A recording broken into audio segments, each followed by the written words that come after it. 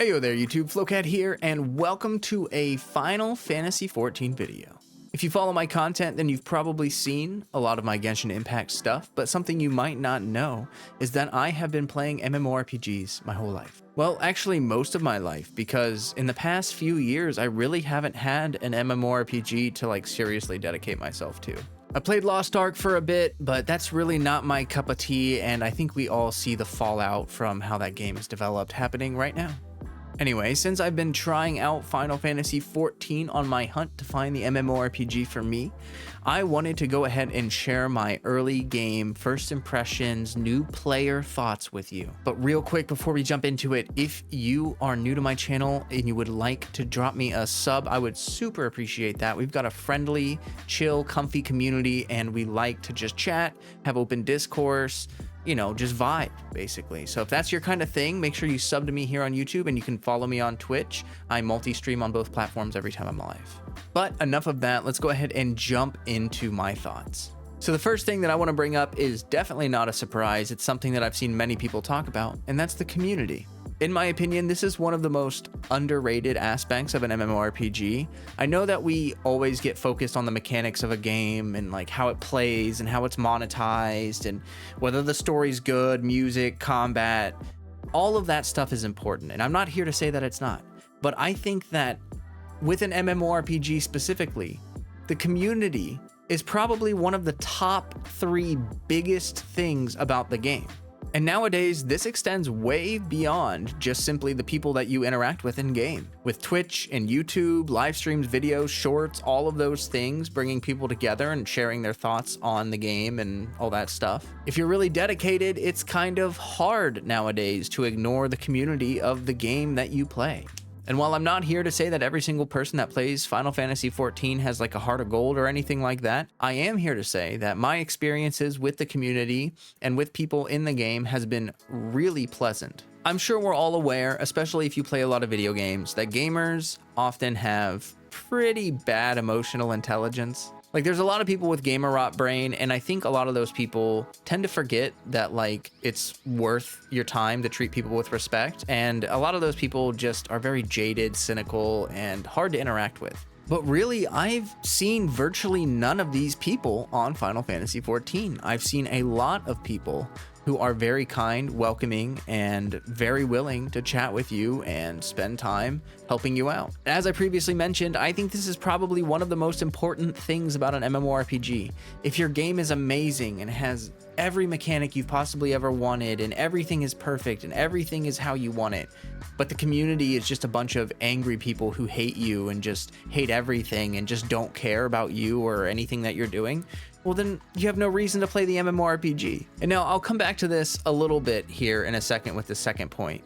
But the second point is that Final Fantasy XIV is basically a sandbox MMO. Now, it's not as sandboxy as some other MMOs that are out right now, but I do think that there is quite a lot of sandbox content for you to enjoy and explore in Final Fantasy XIV. Now, if you don't know exactly what I mean by sandbox content, I'd like you to think of something like RuneScape, right? A game where there's really no definitive goals. It's not like there's one raid path to go down and every character is going down that raid path. It's more like there's a bunch of activities that you can take part in, and it's up to you to choose what you want to prioritize, what's most important to you, what do you want to spend your time doing. In a lot of other game genres, the sandbox style stuff really isn't that important, but I think with MMORPGs, the less sandboxy they are, the less of an MMORPG they are. The reason I say this is because sandbox games are designed to let you have choice over how you would like to spend your time. And specifically in an MMORPG,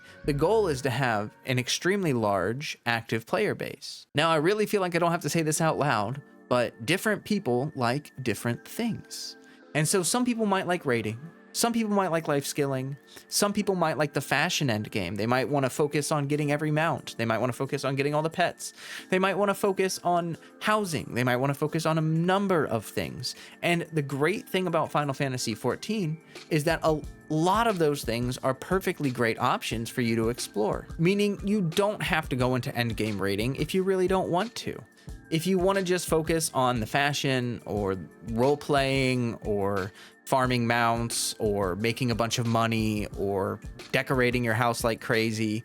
Whatever you feel like doing, whatever appeals to you, is an absolutely viable option for you to explore. And really, there's no right or wrong thing to be doing in Final Fantasy XIV. This is where it ties back to the community side of things. If you have a lot of sandbox activities in your MMORPG, obviously, you might like one thing, someone else might like another. And here's where the magic happens. When you're done doing your thing and you've completed the thing, you can go to someone else who hasn't done that thing and be like, yo, look at that sick mount. Look at this cool outfit. Look at all this whatever that I did.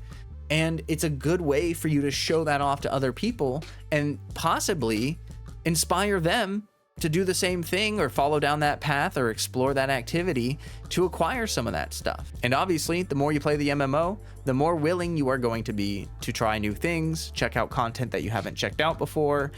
All of that stuff just leads into a really nice gameplay loop where you're just doing your thing, and when you're done doing that thing, you can chat with other people about it, and when you're done chatting with other people about it, go find something else to be your thing. So to take a step back for a second from Final Fantasy XIV and look at gaming as a whole, it shocks me that a lot of MMORPGs don't value these two aspects of gameplay anymore. There are many MMOs where socializing is 100% optional, and there is no sandbox gameplay. It's all just a singular progression path towards an end game that everyone is competing in. And I find that really bizarre. In my opinion, that's really not what MMOs are supposed to be about. If your MMO just takes you down a single path, I just think that doesn't fit the bill. Like, not everyone wants to be raiding all the time. Not everyone wants to be life skilling all the time. And if you only have one of those things or two of those things as your options for things to do in the game, you're really not giving people any choice on how to be spending their time. You're telling them what they're supposed to be doing, and that's what they're supposed to be doing. Now, I do want to say I have some cons that I want to share with you, but I am going to finish going through these pros real fast. And once I'm done with those, we'll hop into the cons. So the second pro is that the writing is surprisingly good in this game. In the beginning of the game, it's actually not the best, like it could use some work, but as time goes on and as the story progresses, and especially after you get through A Realm Reborn, the writing is pretty dang good in this game. Like, the characters all feel like they have distinct personalities, and they're a little bit cliche sometimes, but there is depth to it so that you feel like the people that you're interacting with, especially in the main story, are more tangible, more real, and more relatable in ways. There are a lot of MMORPGs with crappy stories and crappy horrible writing and just no character development, and the world building doesn't really make sense and all that stuff. You know, it's refreshing to play an MMO where the world and the world building and the characters are immersive and have, you know, dialogue that's actually worth reading.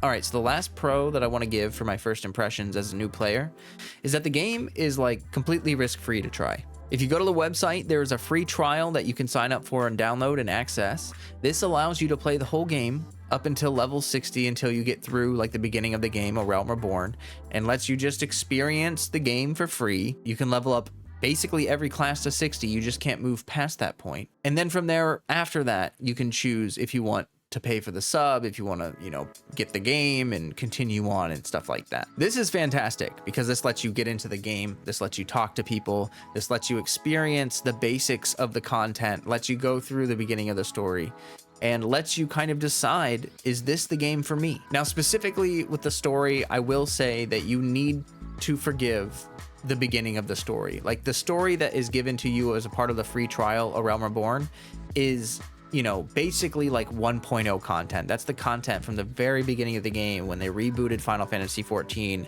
and started up a new storyline. So this content is old, it's outdated, the writing isn't the best, but it is entirely free. Now, this is really great. There's no time limit at all on this trial. You can play the game up until level 60 and take as long as you want. You can pick it up, you can put it down, you can come back later, you can blast through it all at once, but you don't have to pay, and you don't have to decide if you want to pay until you are done with your free trial. Now you might be wondering, okay, but after my free trial, how much money am I going to be spending on this game? Is this an expensive game? And I will say to you, no, not really. Now, of course, the game is a sub game, so if you play it over a long period of time, then yeah, you can end up paying like more than $100 for this game to experience it. That being said, the sub is the only thing that you need. You don't need to go into the cash shop and buy a bunch of stuff. You don't need to spend money to enjoy the game outside of the sub. The sub is all you need to get past level 60 and enjoy the rest of the game and the story. This gives you control over how much money you want to spend on the game. Like if you get through the story, you beat the game in a couple months and you kind of get through the stuff that you want to do, you can cancel your sub and stop playing, or you can keep your sub and explore, you know, other side content outside of the main story that you have yet to complete. Another great thing about this monetization system is that everyone is on a pretty equal playing field. As far as I'm aware, you really can't pay to win in Final Fantasy XIV. Like, you got to grind your gear yourself. You got to do all that stuff yourself. You can't really just swipe and like buy super powerful gear or anything like that. Now, of course, this is my early impression, so like I'm sure there's some kind of RMT thing happening in the game or something like that, but realistically, no, you can't just go into the cash shop and buy a bunch of power and blast past everybody. You're gonna have to progress with everybody else. This makes me happy. I mean, like, honestly, it would suck so bad if you had to pay a sub and then the game continued to like nickel and dime you for everything. That would be horrible. Alrighty, so those are all the pros that I wanted to share with you for my first impressions. And now I want to go over some of the cons of Final Fantasy XIV. Like any MMO, it can be super overwhelming when you first get started. And on top of that, I feel like the way that they present information to you, the way that they try to teach you things, is not really that great. It's kind of hard to absorb the information from a bunch of pop-ups. It's like Monster Hunter, you know, something happens and it pops up and it's like, oh, here's everything that you could possibly need to know about this thing that just happened, even though you're not going to understand half of what we're talking about.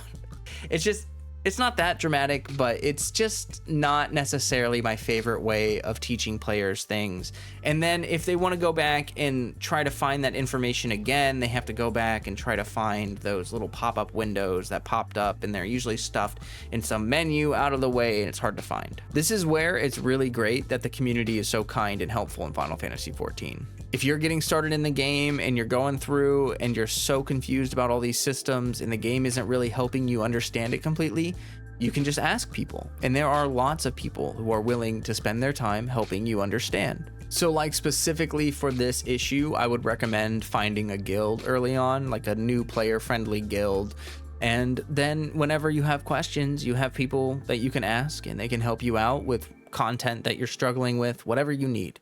That's a great thing, but it's basically covering up one of the issues for the game, which is the fact that when you first get started, there's a ton of stuff going on. It's confusing. None of it's really explained really well, and it's just a lot. The next con I want to share is something that I've already talked about a little bit. The story at the very beginning is pretty bad. Now, the reason it's bad is because it's the beginning of the story, and like the beginning of most stories, it's like the most boring part of the story, as well as the fact that it's pretty long and it's a big grind to get through. This is unfortunate because it's the very beginning of the game and it's going to be like your first 20, 30, 40 hours of the game is going to be playing through A Realm Reborn and experiencing sort of like a subpar story. Now, I will say that once you start to get towards the end of A Realm Reborn and you start to move out of A Realm Reborn, it picks up and it starts to get better and there's more voice acting and it's good. I like that part. But the issue is that you have new players who are expected to play through this kind of boring content. You know, and this, you sort of just got to suffer through it. Like, sorry, pal, it is what it is. This is where the free trial can be super useful. I would not recommend blasting through A Realm Reborn and skipping all the dialogue and not reading or understanding anything that's going on. The reason for this is that even though it's not super riveting and it's not like the most exciting stuff and a lot of it is very boring to read, it all kind of comes into play later on. It's the foundation for the story, so it includes a lot of characters and a lot of world building, a lot of lore that you want to make sure that you understand for when you move into the good part of the story. So no, you don't want to skip through it. You don't want to just blast through all of these quests, ignoring all the dialogue. So when you start playing Final Fantasy XIV, you get on, do the quests until you're bored, get off, come back the next day, do the same thing until you're done. Maybe you can only quest for an hour a day. Maybe you can only quest for 30 minutes a day. That's okay, because there's no time limit. You can take as long as you want. But I would recommend at least reading what's going on and trying to at least understand who the characters are. Like, that is probably the most important thing moving forward.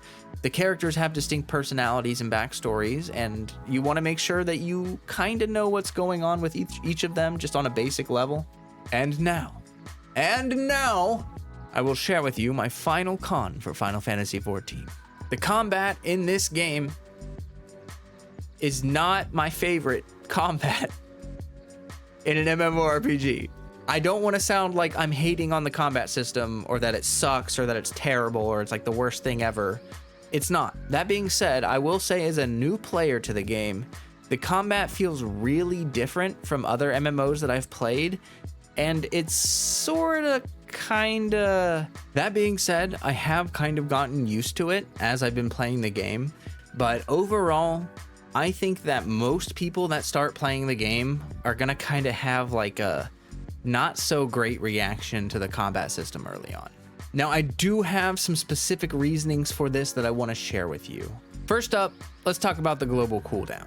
Now, there are other MMORPGs that I've played that have a global cooldown, but it's something that I tend to think kinda sucks. A global cooldown in an MMORPG is basically when you have a basic default cooldown between your skill usage. So if you have a skill that has no cooldown at all, it means that you can only use it at most every 1 second. This, in my opinion, just kinda makes the combat feel weirdly slow paced. Like, it kind of just feels like you're spacing out everything so that you have more time to react, which is definitely what's going on with that system. Global cooldowns are designed to make it so that the combat has a limit to the speed, and you can't just like spam out all your skills and do infinite damage or have macros that press the button a million times per second and whatever.